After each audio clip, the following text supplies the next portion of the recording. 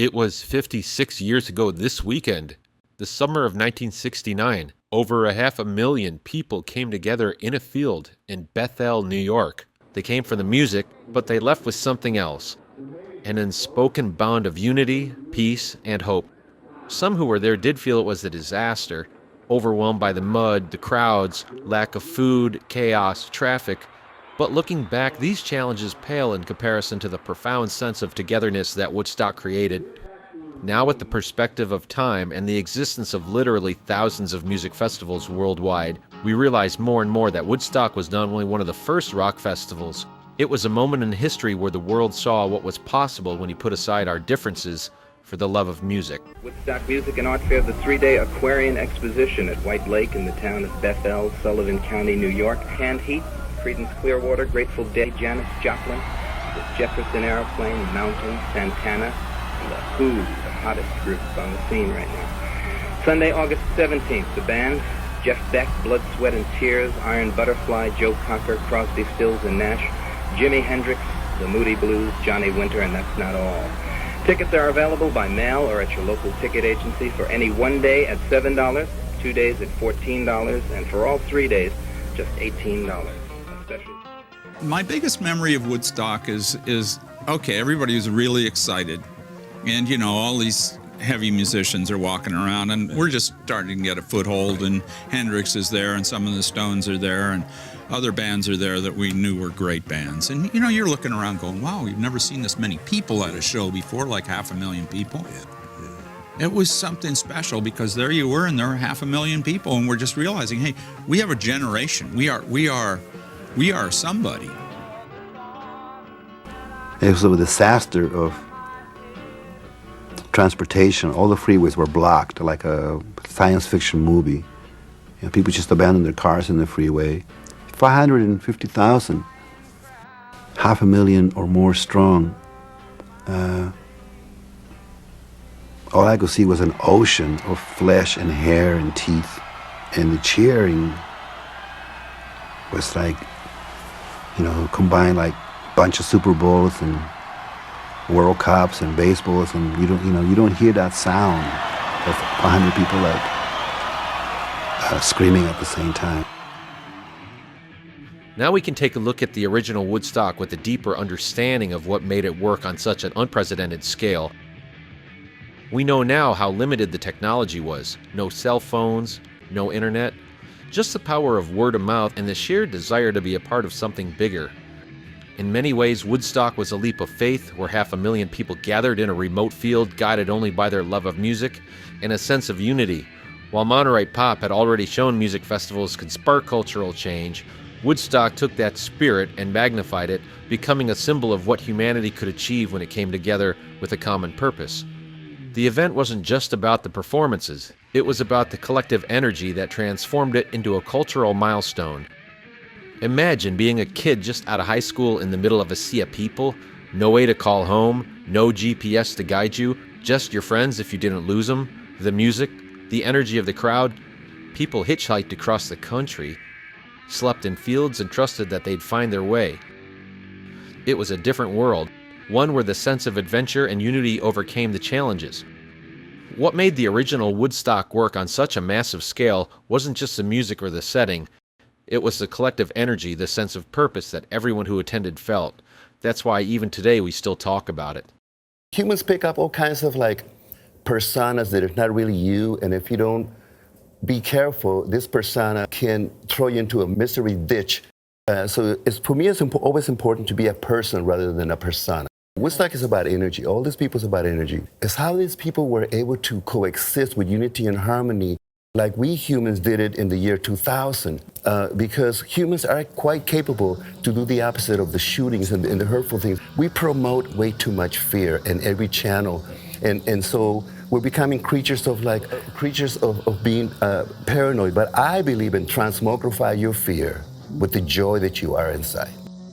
The unity wasn't just an abstract ideal, it was something that manifested in every moment of the festival. It was in the way the musicians connected with the audience, creating an atmosphere where the music wasn't just heard, it was felt deeply by everyone present.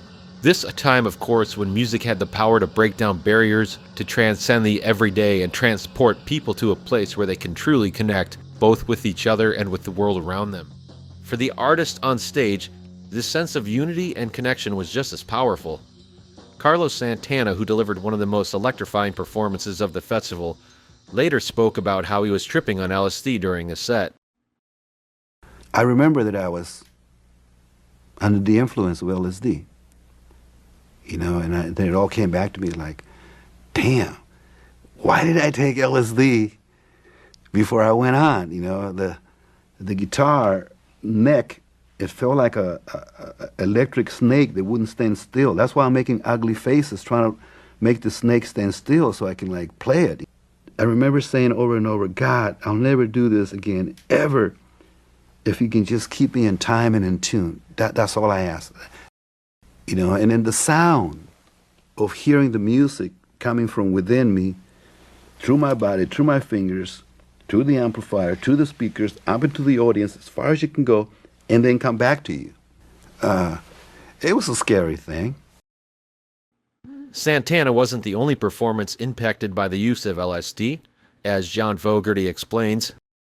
Well, we were promised a prime time on a Saturday night, like 9 o'clock. What they didn't tell me is you're going to follow the Grateful Dead. The Dead didn't go on till about midnight, but what they didn't tell us until the 90s was they had all taken LSD.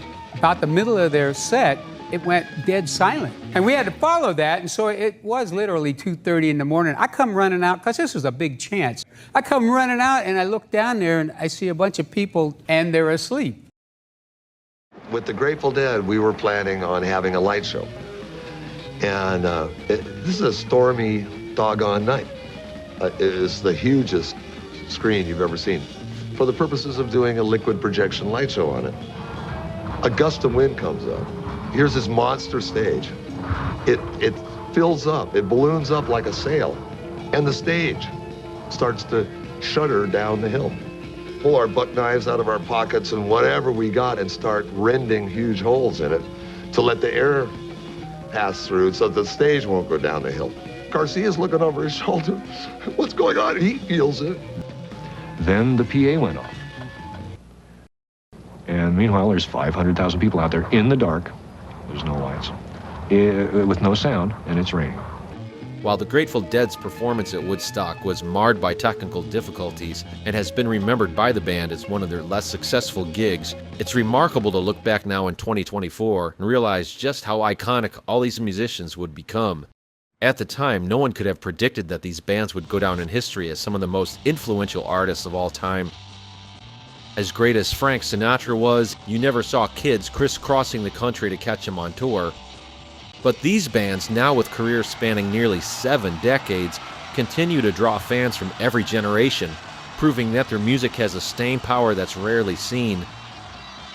A rock music festival that drew hundreds of thousands of young people to a dairy farm in White Lake, New York over the weekend came to an end today. They listened for 3 days, and today they sounded the retreat and headed for home. The sponsors said it was going to be 3 days of peace and music. It was that all right, and much more. Estimates of the crowd ranged up to more than 300,000, and it was that size that caused most of the trouble. That and the rainstorms that turned the big dairy meadow into a mud farm. And so, it's all over except for the massive cleanup job that remains. The Woodstock Music and Art Fair, having done its thing, quietly folds its tent and steals away. Till another day. History would prove that this moment of unity and peace was fleeting. The 60s had been a decade of hope, but the end of 1969 and the years that followed would bring darkness that no one could have foreseen. Just a few weeks after Woodstock, the world was shocked by the Manson family murders, a gruesome reminder that the peace and love movement had a dark underbelly. The brutal killing shattered the illusion that the counterculture was purely benevolent, and it marked the beginning of the end for the idealism that had defined the era. Then came Altamont. What was meant to be Woodstock West turned into a nightmare. The Rolling Stones headlined what should have been another celebration of music and unity. But the event descended into chaos, culminating in the tragic death of a young man at the hands of the Hells Angels. Altamont was the stark opposite of Woodstock. a symbol of how quickly the dream could turn into a nightmare. In many ways, Woodstock was the last of its kind. It was the final fragile moment before the spell wore off, before the idealism of the 60s gave way to the harsh reality of the 70s. The Manson murders, Altamont, were harsh wake-up calls signaling that the world was changing, and not always for the better. Yet, even as the dream faded, the memory of Woodstock stands as a reminder of what we once believed in and what we can achieve when we come together.